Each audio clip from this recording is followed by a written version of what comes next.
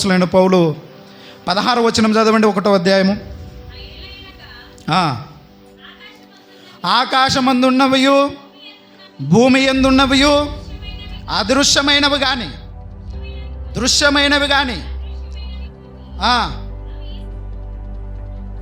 సింహాసనములైనను ప్రభుత్వములైనను ప్రధానులైనను అధికారములైనను సర్వమును ఆయన యందు సృజింపబడెను.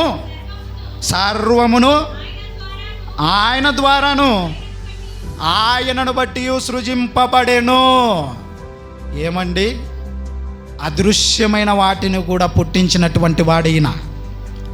దృశ్యమైన వాటినే కాదు, అదృశ్యమైనటువంటి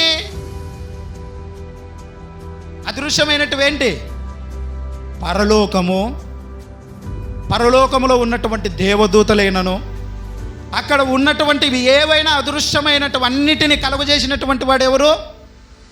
నజరేయుడైన యేసుక్రీస్తు ప్రభువు.